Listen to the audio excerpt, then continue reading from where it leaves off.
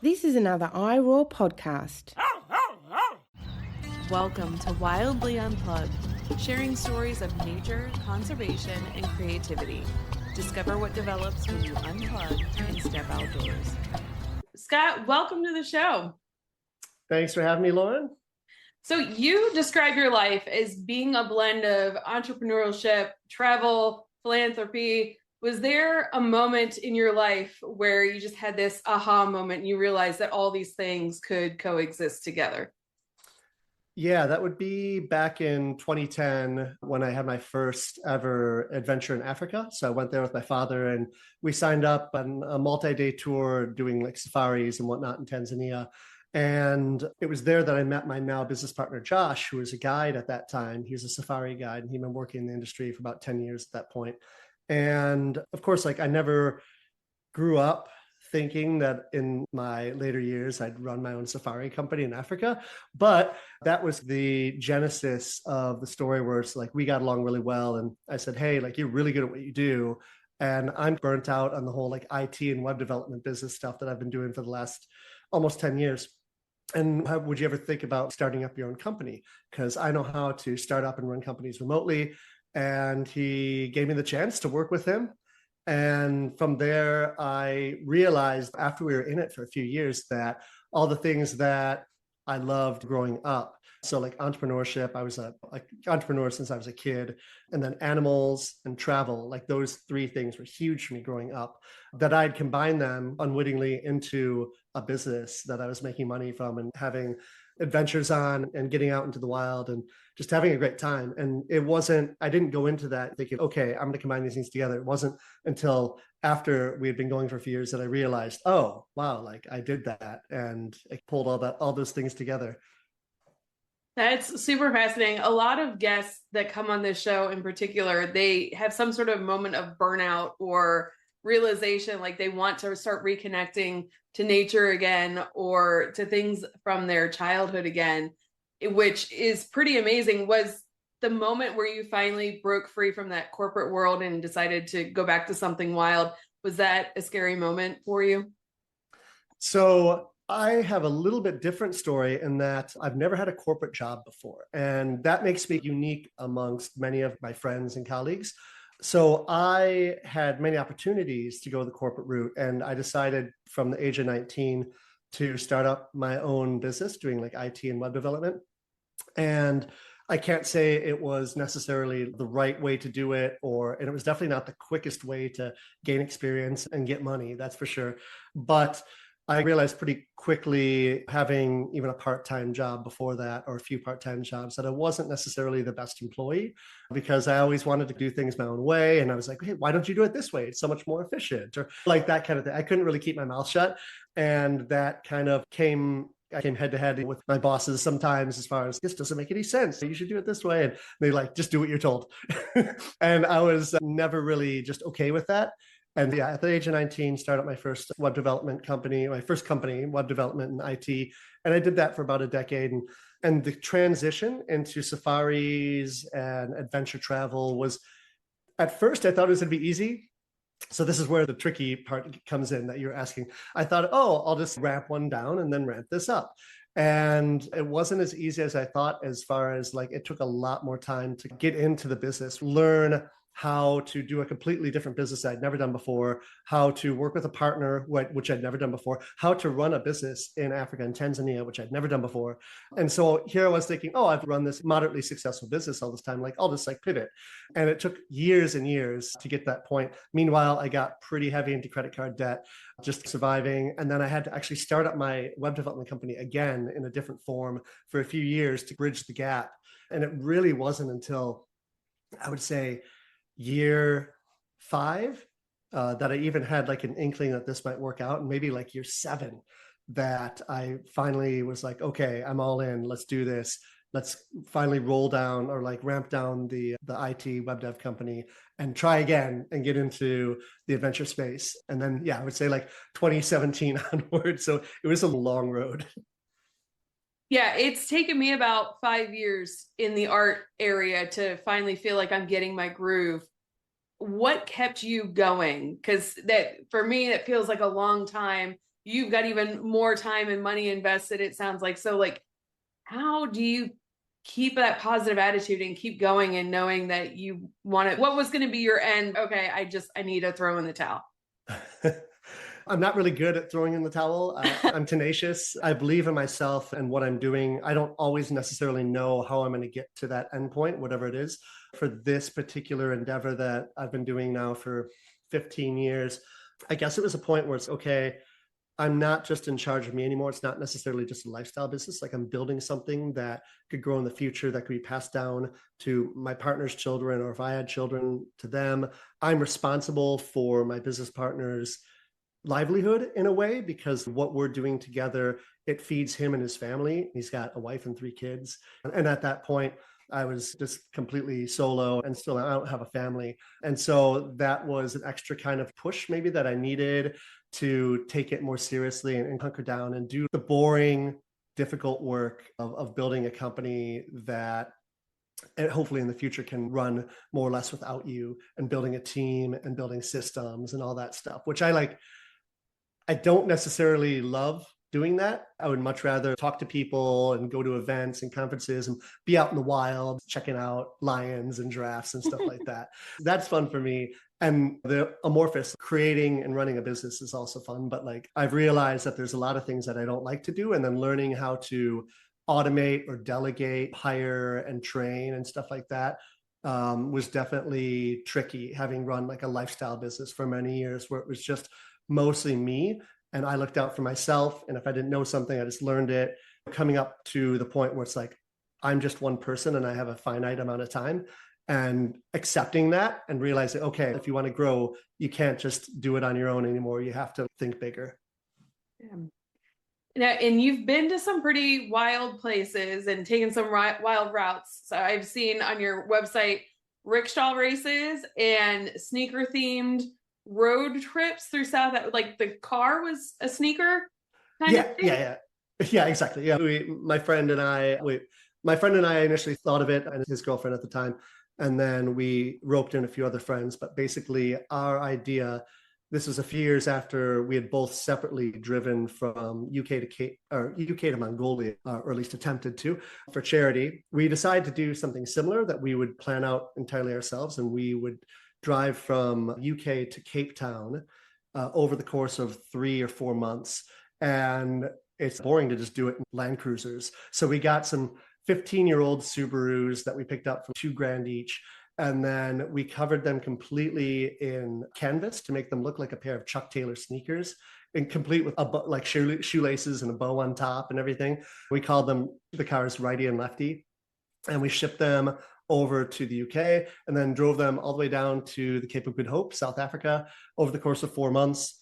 The story of that could take multiple podcasts. I've timed like the overview story to about 3 or 4 hours. I've told it many times, but needless to say, not everything went correctly. There were like wars and bandits and love triangles and multiple injuries, funny enough, foot and leg related injuries, and countries wouldn't let us in, and there were embassy attacks, and it was pretty crazy. Have you written a book about all this? I've not written a book. I've talked about it to some people, even did the really light overview on some podcasts years ago. And I recorded myself a few months later talking about it to somebody, which is good. I can always go back to that in case my mind, as it gets older, kind of forgets some of the details. But no, not written a book yet. It was tricky because like some like of the juicy details would be about the people that I did it with, and they're all still alive and doing well. And I know I could use like aliases or something like that, but if I wanted to tell it, like I wanted to tell it truthfully through my eyes, and I didn't necessarily want to rustle any feathers when people mad at me. So that was like something, along with the fact that I just got busier and busier after that, trying to get the safari company going, that I realized like it would be cool to write that. Many people have asked me to, but it's not something that I can focus on right now, because I've still got this company I just told you about, and then multiple other companies in the fire. I did want to ask you a question about the other company in a second, but the sneakers in particular, was that for a cause or a fundraiser? Yeah, so we called it Team Subaru, because Subarus look like shoes, right? So Subaru. And we actually supported multiple charities. We helped construct 2 wells through Charity Water We worked with Mercy Corps, which does a lot of amazing things around the world, on some projects in Ethiopia and Somaliland. And then also we raised money to then provide we provided funds for an orphanage in southern Ethiopia in a city called Awassa. And then we also provided a bunch of clothing that was locally sourced for some orphans and children in need in Tanzania. Very good. So what is it about these adventurous journeys for a cause that attract you? Other than some people like hike or just go door to door raising money, what inspired you to do something so creative? So I guess it was like the ability to, if we're going to do something cool, why not also use that publicity to help others? And we're going to be going through places where, regardless of what we raise, it could go a lot further as far as its ability to help people. And also it's feel good. Like, it makes us feel good. It makes any of our supporters feel good. All the money that we raised, of course, went directly to those charities. We didn't use it for our own funds. We self-funded this whole thing with our own money. I think in the end, we calculated it at about $12,000 a piece. Wow. That we spent. And to be fair, like, in the end, it was kind of a wash because that's how much money we raised. So yes, technically we could have taken that money and just given it to the charities ourselves. But in the end, we got months and months of an amazing adventure out of it. And even the anticipation of it, because we started planning about 18 months ahead of time. And so that in itself was a whole journey of exploration and learning as far as how do we get the car to the UK and what permits do we need? And how do we get from this country to this country? And, oh, this country isn't letting in Americans and stuff like that. So it was a whole part-time job, even leading up to the trip itself. It sounds like it. I'm doing a fundraiser in Key West this weekend. We're registering our dog to do the run of the Chihuahuas. So they're all racing, and then there's like a costume contest and stuff. The proceeds go to the local SPCA. Nothing compared to what you did. Do you have any other creative fundraising adventures planned?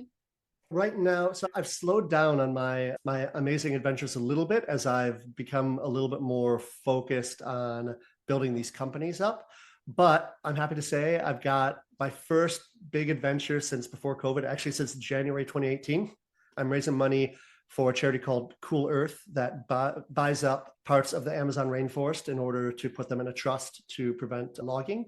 And I am taking, for the fourth time, a tuk/auto rickshaw in India through Kashmir in the mountains of the northwest India down into the desert of Rajasthan, ending in Jaisalmer. I'm doing this in August. So in the beginning, it'll be nice and cool and maybe even cold, but I'm going down to the desert in August, which will definitely be a little bit rough. It'll take about 2.5 weeks or so. And really looking forward to it because it's been years and years. I've just transitioned a lot of that time into other things that, especially during COVID, right? I couldn't really do a lot of things that I would normally do during that time.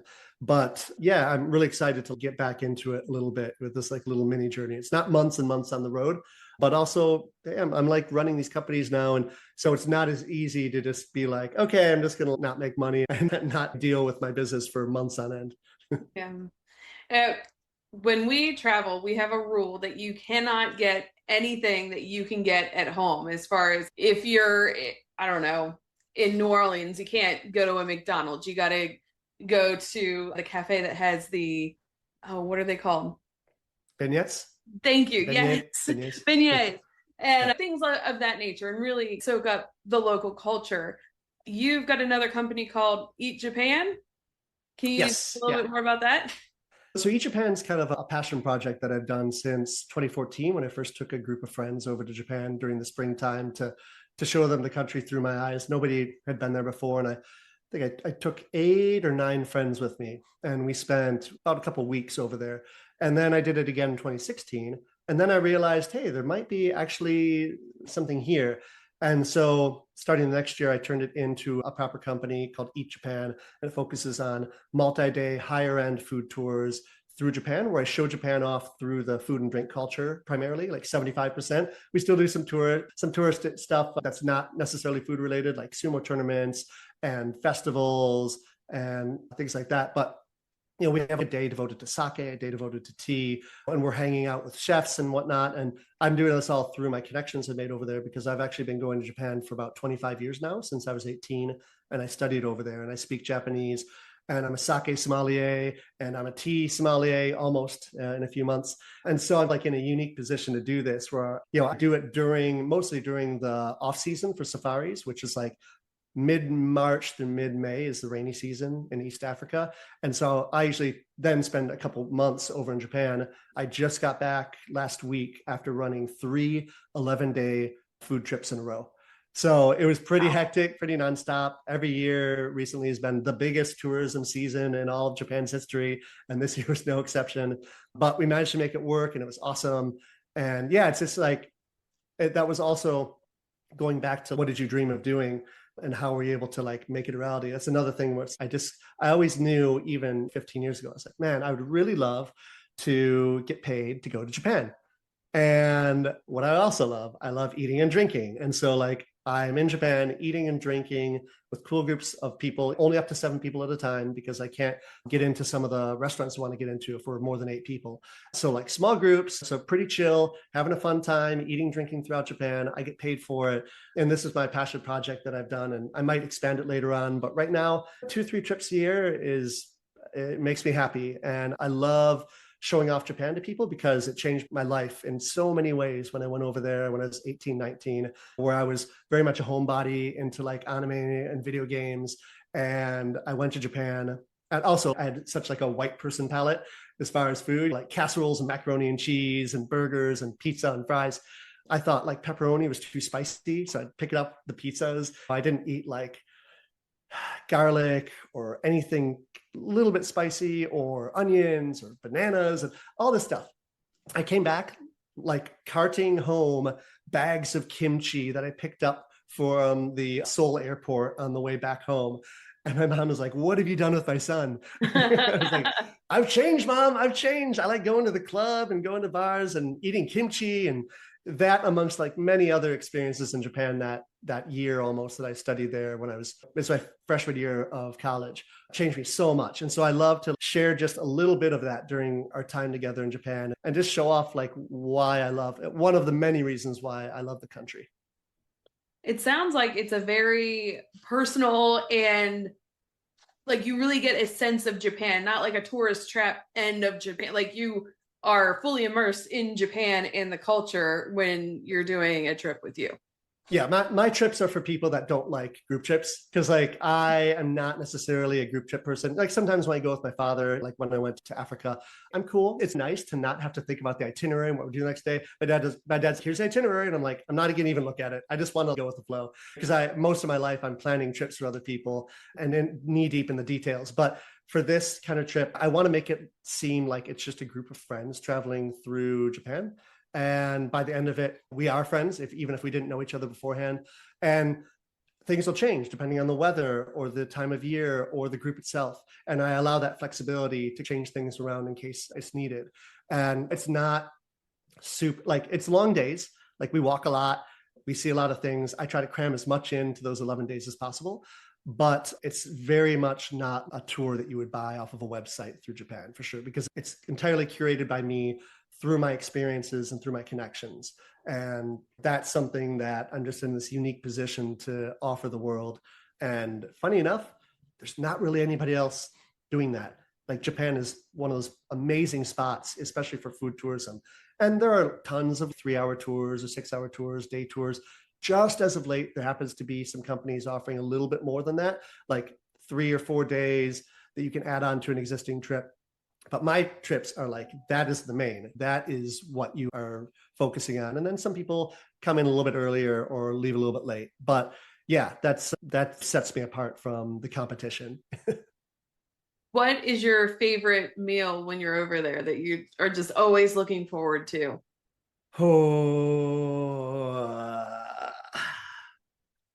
There's so much. It's ramen. Ramen's easy, right? Like ramen is one of those things that you can get it so many places around the world now, as of the late aughts, when ramen started to boom, let's say in the US and then other places around the world. But you're going to be spending twice as much and get about half as much quality. There are some good spots on the coast as far as SF, LA, New York, and whatnot. And I've been to a lot of them, but regardless, even if the quality's up, you're still paying twice as much. So I love going over to Japan and getting that $10 total, including tax, and there is no tip in Japan, and having it just be way better than most of the stuff I'll ever get in the US or even in Singapore, Hong Kong, whatnot. The chain spots that have gone overseas, like Ichiran and Ippudo, I think they used to be decent, and now I'm just like, I'm a ramen snob. Like I've been doing this for many years. Hey, if you want to enjoy your ramen, not in Japan, more power to you. But I've just developed a taste for what I like, and it's really easy to get that in Japan. More sushi, I think everyone's sourcing sushi fish largely from the same place, like Toyosu Market in Tokyo. And so you can get great sushi. It's flash frozen on the boat when they catch it, right? So whether you're getting it in Japan or the US, it just means, okay, maybe it's been frozen a little bit longer, but not super long. You're going to pay twice as much for it, maybe in the US for the good spots, the omakase spots, but the quality is going to be very similar. Experience may not be, but the quality is going to be very similar. But yeah, for the ramen, it's like half as much quality for twice as much money is how I think about it, eating like ramen in the US. Now, on your website, you say that you don't get homesick. And I've been traveling a lot in the past year, and I feel like I'm the same way where I don't get homesick. I just enjoy where I am in the moment. And I know home's waiting for me. And it's gotten to the point where I have some creature comforts that I always bring with me, like a travel blanket and certain things. So it feels like I got a little travel home with me. Do you have anything like that, or anything that helps you out that makes you feel like you are at home wherever you are? Besides like the tech stuff that I happen to take around with me whenever I travel, I would say there's a really nice pillow. Like I'm a pillow snob as well. A lot of the hotel or like Airbnb pillows suck. And then you like wake up and you got like a crick in your neck, and that's awful. So I tend to bring a pillow it seems like it's only available in Japan, called Mogu, M-O-G-U. And I got it on Amazon. It was like $12. And I'll strap that to outside of my backpack, and I'll take that with me when I go spots, whether it's in the US or Japan. I've actually got one in Japan. I've got one in Tanzania. I've got one in the US. So like I've got them everywhere just to kind of take with me. And it's just like a donut pillow with a hole in the middle. And so it fits your neck, and right here, you can lay on it and have your head in the middle, or you can, if you want your head lower, or if you want your head higher, you can put it on the end. So like that pillow is really nice. I've really enjoyed that over the last few years. Also, I like not to sponsor it, but my Owala water bottle. I love like not having a straw you have to like put up and down, and you can like, chug from it, or you can sip through right here, and it's like a straw. And I don't know, like when I saw that, I was actually at TravelCon, which is for travel creators, a couple of years ago, and I won this. And I was like, what? This is amazing. And so I've been a big fan. I've been like proselytizing the Owala water bottles ever since then, even though I do not have an affiliate deal with them yet. Does the bottom disconnect too? No, so this is like a little add-on that I got, which it's like rubber, and just so you like when you put it down, it's not like bam, it just kind of cushions it. But the straw comes out. I like bought a metal straw insert for it, and everything comes apart for like cleaning. And yeah, I love, most of the time, like I'm sipping from it, but sometimes like you really need to crush that thirst. So yeah, it's a pretty color too. Yeah, they've got a lot of fun colors, and some of the like limited edition stuff like that. Like this one, I didn't have a chance like to pick the color. That's just what I got, but I'm happy with it. Some of the best things are what you get at an expo. I was at a diving expo and I won a spider pocket knife, and I had it for 7 years, and I carry it with me every day to this day. But so my son, his favorite animal is the elephant. And I keep telling him when he graduates from high school, we need to go to Africa. He needs to see elephants there. He is terrified of the thought of Africa because in school they were talking about all the different diseases and stuff you can get. Do you have suggestions for people to help calm their mind? Because I bet Africa is just absolutely amazing and stunning. Oh yeah. And a lot of people that come over to Africa with us, it's their first time. I would say like 4 out of 5 people, easy. So it's really on us to make that experience an amazing one. And we feel that very strongly, that it's our job to do that. And so people ask about 2 things in particular. One is safety, and then 2 is immunizations. So for immunizations, it depends on where you're going in Africa. It also depends on your on yourself and what you want to do. So where we're at for most of the time when we're in Tanzania, we're not in malarial endemic areas, because like in the Serengeti, we're at about a mile of elevation up. So that means less bugs throughout most of the year and less mosquitoes. And mosquitoes that are there, by and large, are not malarial endemic. So that means that they're not carrying malaria. If you go to the coast, there are some. If you go to the lower lying areas, there are some. What I tell people is that consult with your travel medical professional. However, many of those travel medical professionals have not been to Africa, and they hear Africa and they're like, malaria and this and that and whatnot. So you have to look at it as more than just the continent. You have to see not only what country am I going to, but like where am I going in that country. But I also say, hey, if you don't want to risk it, that's cool too. Have the malarial meds. There are side effects. It makes you have crazy vivid dreams and whatnot, and some other side effects depending on who you are. But some people, like, that's fine. They'd rather have a 0% chance of getting malaria. Besides malarial prophylactics, everything else is very just optional. There's not anything like yellow fever in Tanzania, where we're based and where we operate a lot of our trips from. So you don't need that. Typhoid and the other like traveling immunizations, not even necessary, because we only drink bottled water. And even when you brush your teeth, you use bottled water. And when they wash the fruits and vegetables, they use bottled water where we go. So that's very safe as well. Tetanus, that's always good to have every 10 years. It's stuff like that. So it's nothing out of the ordinary past like the stuff that you might usually get for traveling to developing countries, which I would stay on top of anyway. Hep A, Hep B, that kind of thing. But nobody on our trips has ever gotten sick. Nobody has ever gotten malaria. And I say sick beyond like a temporary stomach issue or something like that, which could happen to all of us when we travel.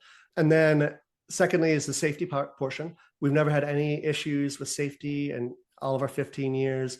I think the worst thing that's ever happened was like 8 years ago. Someone left their ring somewhere, their wedding ring somewhere in one of the lodges. And they realized like a few days later, they went back and they couldn't find it. Okay, they had insurance on it, so it wasn't a big deal. But like crimes in general, like when you go over there, you're like, it's a huge difference in how much like the locals make versus what you make. And so the only things I've ever heard about were crimes of opportunity, where it's okay, like someone drops some money and they go back and they don't find it. It's not like Japan, where you're always, people run up to you, oh, you dropped your wallet or your phone or something like that. Most places aren't like Japan. And so we've never had anything beyond that. And even that, it's only been 2-3 times in 15 years we've ever heard anything like that. And it's usually not even when they're with us, it's when they go off on their own and they're in Zanzibar on their own, let's say, and they leave something and it disappears because they forgot about it, and that's it, which is pretty common a lot of places in the world, even in the US, right? You leave your wallet and someone takes it, and it's unfortunate, but it happens. It's funny that you say that about Japan. I just saw a video this morning on Facebook, and this guy dropped his sweater in Japan, and he was like recreating it, and he goes back to look for it, and it's on the curb, and somebody folded it for him and left it there, just like showing how polite they are over there. Yeah, they'll take like clothing items like a dropped hat or gloves or something like that, and they'll put it up somewhere high along the sidewalk so that someone, when they try to find it, they'll be able to see it easier. They'll put on like a bush or something like that. Yeah, that's cool. Now, if somebody wanted to book a trip with you to go to Africa, what can they expect during their travels? An amazing time. All the animals that you see in The Lion King, with the exception of maybe Timon, meerkat, because there's no meerkats in Eastern Africa. It's more of a Southern Africa kind of thing. People are like, oh, when's the best time to see the animals, or what animals are we going to see? And I just say, the animals are always there. Rain or shine, the animals are going to be there. You're always going to see animals. You're always going to get really close to them. You don't need binoculars to see them. Like sometimes they just walk right next to the car, elephants and lions and stuff like that. Which I should also mention for the safety portion, we've never had any issues with animals, even when you're staying in the lodges in the middle of the Serengeti. You'll hear them and you may see them. They don't see humans as competition, and they don't see humans as prey. So we've never had any issue with animals either. Yeah, that doesn't mean that you can just disregard what we say about proper safety and whatnot. Don't go around at night by yourself outside of your tent and just walk around and stuff like that. But yeah, it's very safe and we haven't had any issues. But yeah, I would say a lot of animals. The weather is generally great all year round because it's right near the equator. So you're talking cool nights and mornings. And then evenings in low 30s Celsius or high 80s, low 90s Fahrenheit, not too humid, more dry heat.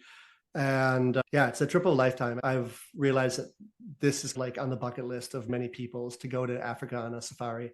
And I'm so happy, and we're happy, my partner and I, like that we're able to provide this amazing experience for people. It's custom and private. Generally, I say, okay, how many people, what time of year, how many days? Okay, this is what I recommend. If you want to change it up, then feel free to do. I've been doing this for a long time, and my partner even longer, another 10 years on top. We had a good idea of what works best given like the time of year and the group size and the number of days.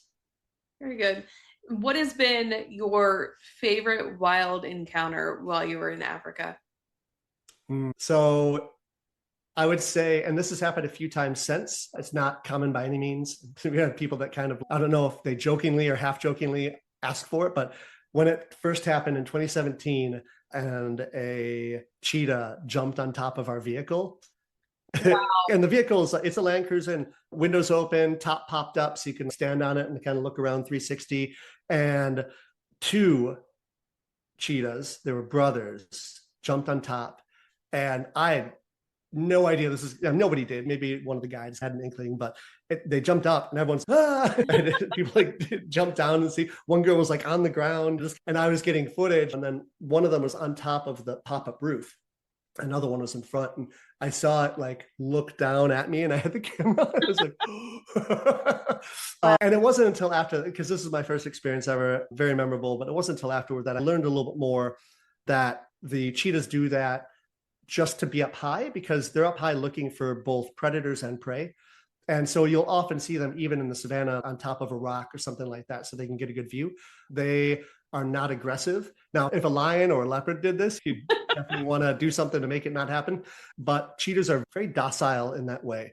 Doesn't mean that they can't mess you up if you attack them or something like that. But they would much rather run away, because if they get hurt, then they lose their ability potentially to run. And that's how they outrun the predators and catch the prey. So they're much more skittish than, I would say, aggressive overall. And yeah, they're just coming up, take a look around for a little bit. They're up there for a few minutes, and then they jump down and went on their way. Wow, that would be so incredible.